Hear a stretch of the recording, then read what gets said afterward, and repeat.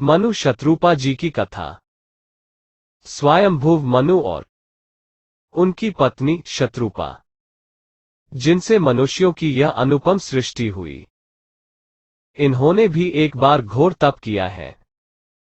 राजा उत्तानपाद उनके पुत्र थे। ध्रुव जी महाराज जैसे इनके पोते थे। ऐसा अद्भुत वंश, ऐसा अद्भुत कुल, सब कुछ था इनके पास, लेकिन बस एक कमी थी। घर में रहते हुए बुढ़ापा आ गया था, लेकिन एक बात का दुहक है कि सुख भोगते भोगते भी वैराग्य नहीं हुआ। विषयों में मन अटका हुआ है। उम्र ऐसी हो गई है कि वैराग्य हो जाना चाहिए था, पर नहीं हुआ है। फिर इन्होंने नैमिषारण्य में जाकर बहुत तप किया है। केवल साग पत्ते और फल खाकर भगवान का तप किया है, और 12 मंत्र का खूब जप किया है।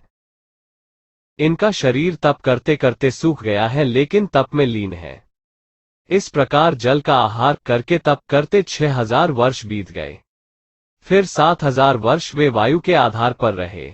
10,000 वर्ष तक उन्होंने वायु का आधार भी छोड़ दिया। दोनों एक पैर से खड़े रहे।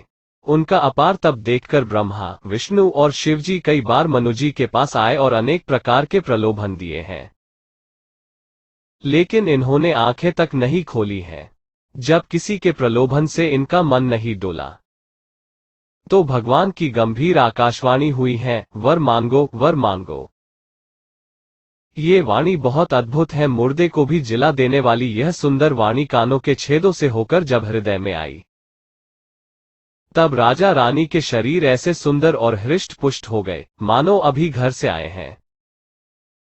इन्होंने कहा, भगवान हमें कुछ नहीं चाहिए, ऐसी कृपा करो कि जो आवाज हम सुन रहे हैं उनका दर्शन कर सकें। जैसे ही ये कामना सामने रखी है, भगवान वहां पर प्रकट हो गए हैं।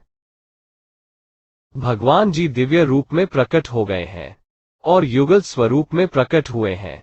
राम और जानकी बनकर आए हैं। भगवान ने अब फिर कहा कि कुछ मांगो। देखिए कितने दयालु हैं। पहले आवाज सुनाई है, जब उन्होंने रूप देखने को कहा तो दर्शन भी दिए हैं, लेकिन अब फिर कह रहे हैं कि और मांगो। जो मन को भाए वही वर मांग लो, और मांगने में कोई संकोच नहीं करना है, क्योंकि तुम्हें न दे सकूं ऐसा मेरे पास कुछ भी नहीं है। राजा मनु कहते हैं, चाहूं तुम ही समान सुत। आपको देखकर एक ही अभिलाषा उठ रही है कि आपके जैसा एक बेटा हो जाए। अब भगवान जी सोच में पड़ गए हैं कि अपने जैसा दूसरा कहां से खोज कर लाऊं। मेरे जैसा तो कोई संसार में है ही नहीं। भगवान बोले हैं कि आप चिंता ना करो, मैं स्वयं ही आकर तुम्हारा पुत्र बनूंगा। शत्रुपा जी को हाथ जोड़े देखकर भगवान ने कहा, हे देवी, तुम्हारी जो इच्छा हो सो वर मांग लो। शत्रुपा ने कहा, हे नाथ, चतुर राजा ने जो वर मांगा, हे कृपालु, वह मुझे बहुत ही प्रिय लगा। और मनु जी कहते हैं, आपके चरणों में मेरी वैसी ही प्रीति हो जैसी पुत्र के लिए पिता की होती है, चाहे मुझे कोई बड़ा भारी मूर्ख ही क्यों न कहे। जैसे मणि के बिना सांप और जल के बिना मछली नहीं रह सकती, वैसे ही मेरा जीवन आपके अधीन रहे, आपके बिना न रह सके। ऐसा वर मांगकर राजा भगवान के चरण पकड़े रह गए।